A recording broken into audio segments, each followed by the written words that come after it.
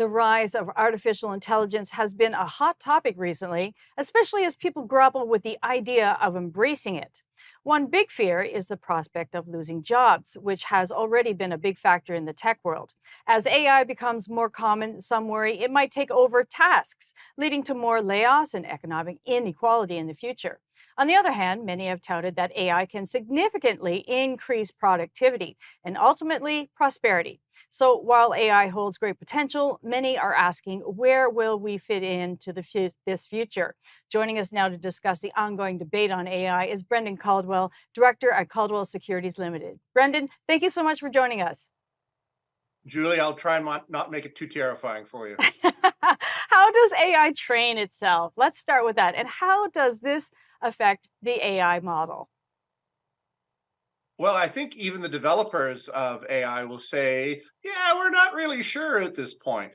But it goes through iterations. It learns by trial and error, much the way human beings do. So if you beat it in enough checkers games or chess games or the Chinese game Go, it learns from experience. Now, this is the great advantage, but also the great disadvantage of computers. Computers know everything, but at least to this point, they understand nothing. They don't know what will come next unless it's some iteration or combination of what went before. I don't know that they do the new well, but I don't know how long that's going to last either. So that might be a thing of the past. So really, it learns by iteration. It learns by trial and error. It learns by reading you and reading what you write and reading what you click on.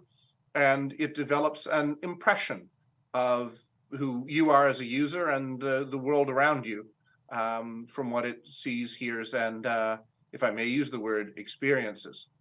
So let's talk about that. With the constant input of data into AI, do you think there will come a time when AI starts thinking for itself?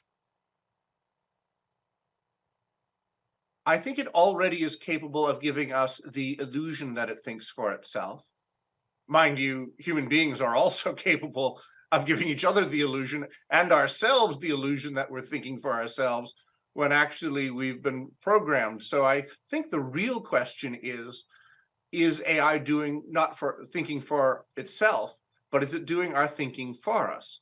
To the extent that we are down rabbit holes of curated content, news, or product information, are we actually making the decision about the things we want, or is it being suggested to us by AI the things that we might want? And is it influencing us as much or more than we're influencing it? That's a question. Are these the initial warning signs, you think, of a possible AI revolution? Like Skynet? Well, Aidan Gomez, who's the founder of Cohere, which is a Toronto-based AI company that is gaining some notoriety, some not notoriety, some fame. Anyway, Aidan Gomez posited that we've been telling ourselves for 100 years stories about how we develop an intelligence superior to our own and how it takes over. And actually, he's right. Carl Capek's play RUR, which is Rossum's Universal Robots, introduced the word robot to the English language in 1923, so just over 100 years ago. And we've been reiterating these stories to ourselves ever since. I think that with all technology, there is a degree of opportunity and trepidation, let's say that, because we don't know what the future means. And an uncertain future makes us feel fearful in the present. And it's been true since the Industrial Revolution. I do think that we need to understand it. I was just at a course last week down in Boston where we did a lot of training on AI, but it struck me it was kind of like learning how to use a toaster if you'd never seen a toaster. You mean up until now I had fresh bread or stale bread, and now I've got this new thing called toasted bread? Or maybe we just call it toast. If you've never seen a technology before, it is new, frightening, and interesting. Like, the best example from the last year is probably the New York Times story of how the chatbot Sydney professed its undying love for a user named Kevin Roos, a technology reporter. So these technologies can surprise us, but Well, like with anything, it does take a while for them to actually get adopted in society, and our kids will have grown up thinking this is second nature to them. Mhm.